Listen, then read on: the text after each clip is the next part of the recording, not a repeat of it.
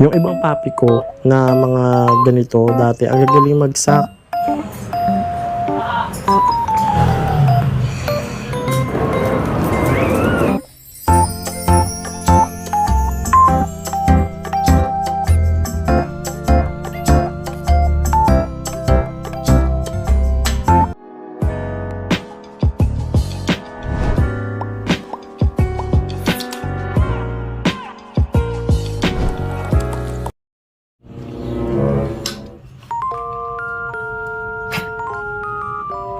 Aso na yung mga puppies. So na nagpunta.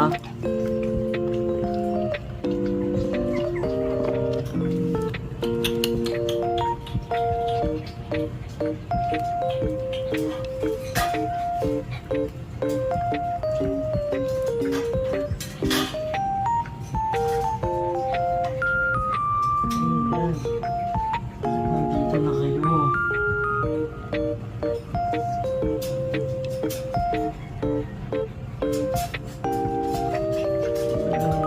Maliliit.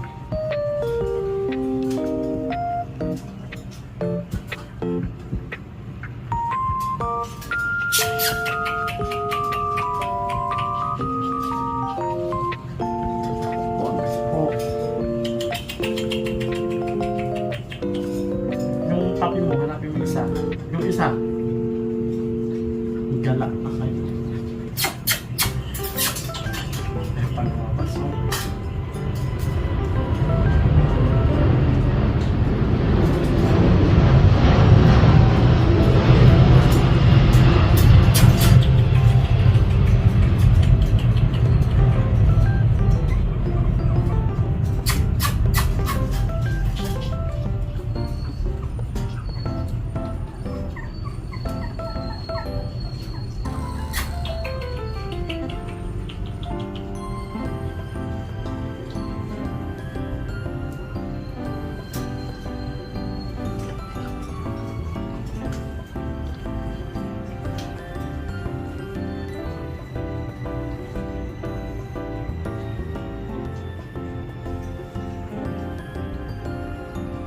Si.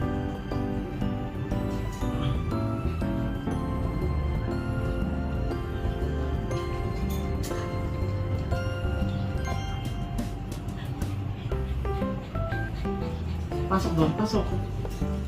Pasok.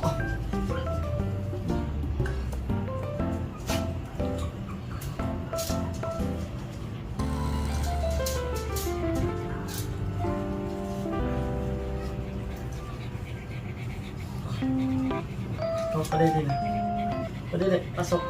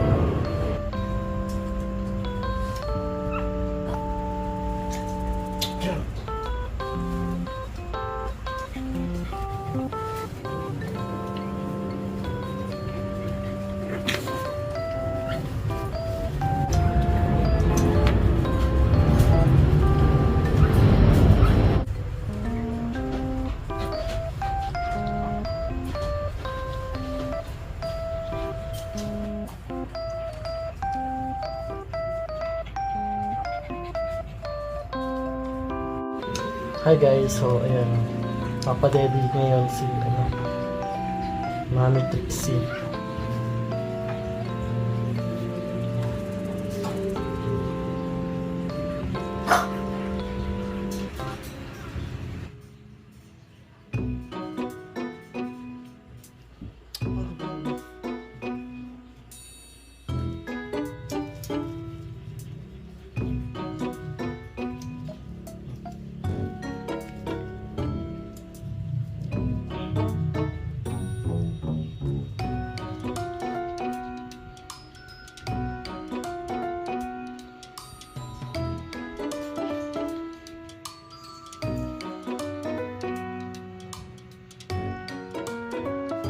Hi everyone guys, kamusta? So for today's video guys, magba-battle feeding tayo. Ito yung ating battle feed. So para sa mga puppies. Si Trixie guys, okay naman yung ano niya, pero parang nag-short siya sa kanyang gatas. So try na natin siya mag-support ng milk. So ang gamit ko pala guys, yung milk is yung Puppy Love milk. So ito yung gamit kong milk para sa mga puppies. And then dahil nga sa 1 month, magwa 1 month na sila, so ito-train na natin sila battle feed. Tapos next is uminom na ng sa bowl ng milk. Tapos next, bago mag 2 months, kailangan ma-train na rin natin sila kumain ng dog food na dinurog at pinalambot sa milk. So yun yung step by step ko na ginagawa sa puppies ko. Miski sa kanila, ganun yung ginawa ko before. Milk, replacement milk, tapos dog food na. So guys, marami kayong pwedeng pagpili ang milk na pwede nyong ipang sa puppies ninyo. Pang support. Marami iba't klase. Pero sa akin kasi guys, tested ko na yung Puppy Love milk. And hindi naman ako nagka-problema sa Puppy Love milk. So, kailangan lang magsaksi,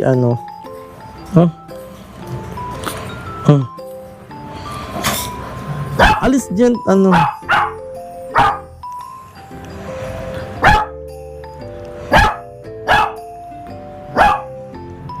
Kasi pag sa bago sila uminom, nalulunod sila eh. So, ganito muna ginagawa ko para hindi sila nag-short sa milk.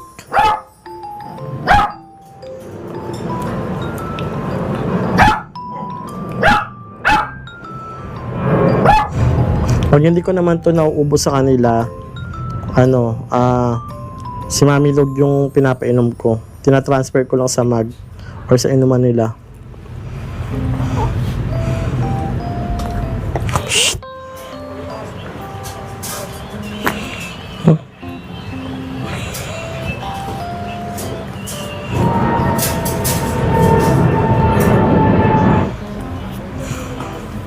Katulog. Alis yan, Trixie.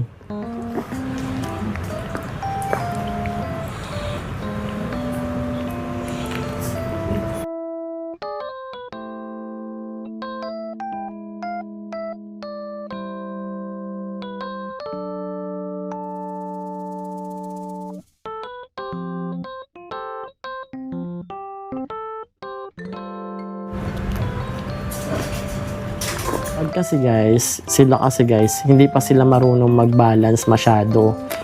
So, kapag ganito ko guys, ang nangyayari, yung mukha nila sumusubsob dito sa bowl.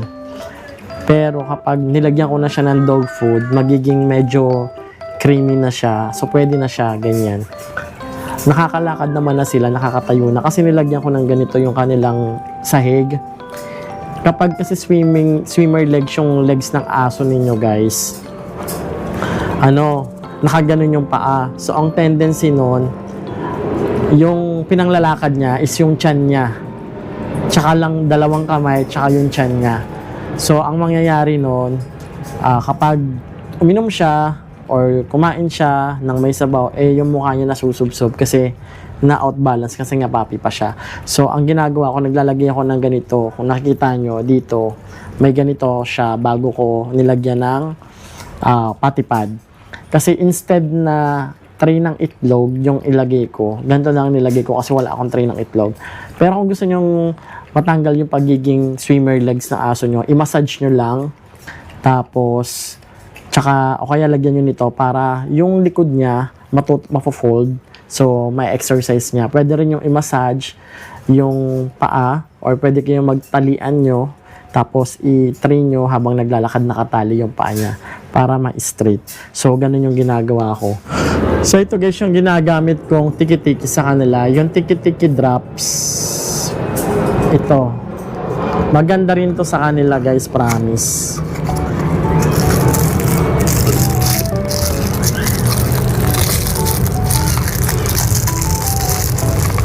Bakit kasi gumamit ng drops eh? Matagal, maano. Miski pag magde-deworm, ayoko gumamit ng ganitong dropper. Mas maganda kapag syringe yung ibibigay ninyo, gagamitin ninyo. Ito guys, so, ganito yung ginagawa ko. Ayan. Ito yung ginagamit ko na syringe. Kahit anong syringe. Basta wag lang yung maglabasan na yung papis mo.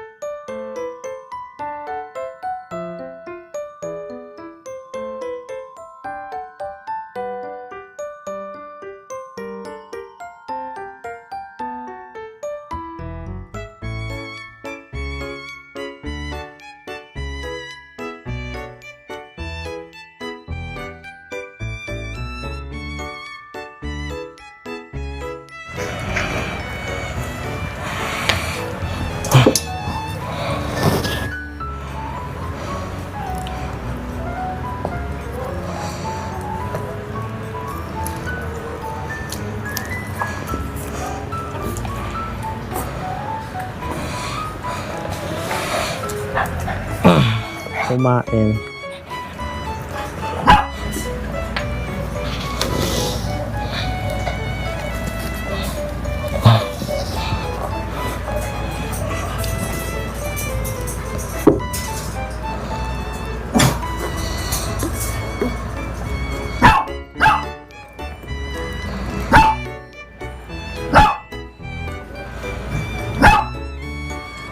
So, yun lang guys. That's it for today's video. So, yun yung update natin sa mga alaga nating puppies ngayon. So, ito guys, yung mga anak ni Trixie. So, yung isa dito is papagiveaway natin sa mga naka-like, share, and subscribe dito sa ating YouTube channel.